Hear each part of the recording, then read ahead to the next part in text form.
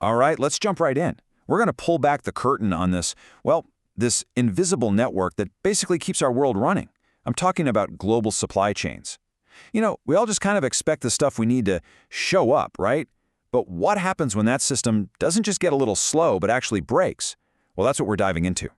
So let's start with this one powerful word from analyst Ko-Niak Wu that really sets the stage for everything: rupture.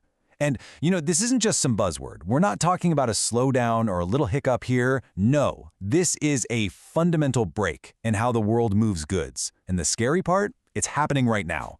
Okay, so what do we actually mean by rupture in this context? Well, think of it like this. It's the point where all the established rules of trade, they just start to fall apart. Instead of everyone working together, you have countries suddenly going it alone, making their own security-focused moves. And each one of those decisions just knocks over the next one, like a massive global domino effect. All right, Section 1. To really see this whole rupture thing in action, we've got to zoom in on a specific spot on the map. A critical choke point that's basically become ground zero for all of this, the crisis in the Strait of Hormuz. So check this out. More than 20%, a fifth, of the entire world's supply of liquefied natural gas, LNG, has to pass through this one single, narrow waterway. I mean, think about that. A fifth of the world's energy squeezed through one tiny passage. That is the literal definition of a choke point. And the reality of what's happening there, it's just stark. So before this conflict really blew up, you'd see about 140 vessels passing through the strait every single day. Now, that number has plummeted. We're talking maybe 5. The artery is almost totally blocked. Let me just put a number on that for you. That's a 94% drop in traffic. 94%! That is a near total collapse. And believe me, when a major trade route like this shuts down, the problems don't just stay there. Oh no, they explode outwards, and they move fast. And here's the immediate fallout. Boom! Oil prices surge to nearly $120 a barrel, which hits everyone's fuel costs. Boom! Shipping and insurance rates just go through the roof. Then, a massive energy producer, Qatar Energy, has to declare force majeure, which is basically a legal way of saying, sorry, we can't deliver what we promised.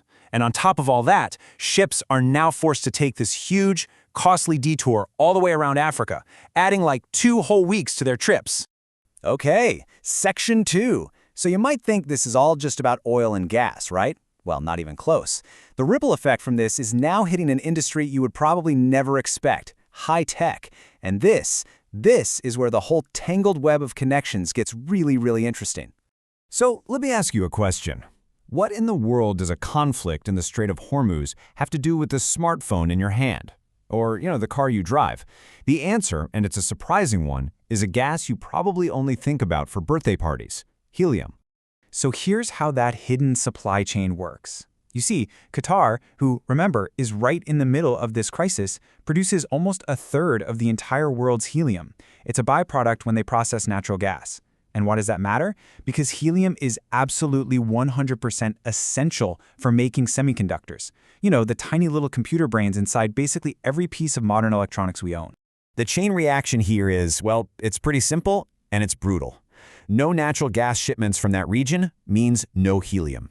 No helium means you can't make semiconductors. And without semiconductors, the assembly lines for our phones, our cars, our laptops, they all eventually just grind to a halt. That is a straight line from a crisis halfway across the world right to the stuff you use every single day. All right, Section 3.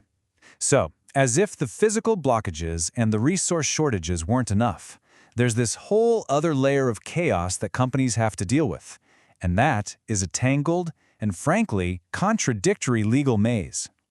Just look at this sanctions puzzle. It's a complete nightmare for any global company. On one hand, you've got the US issuing some limited licenses for energy, trying to keep the global market from totally seizing up.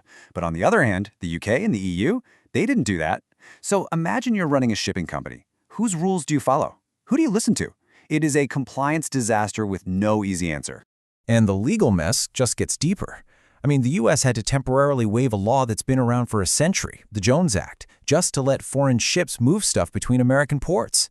At the exact same time, insurers are canceling war risk policies in the Gulf.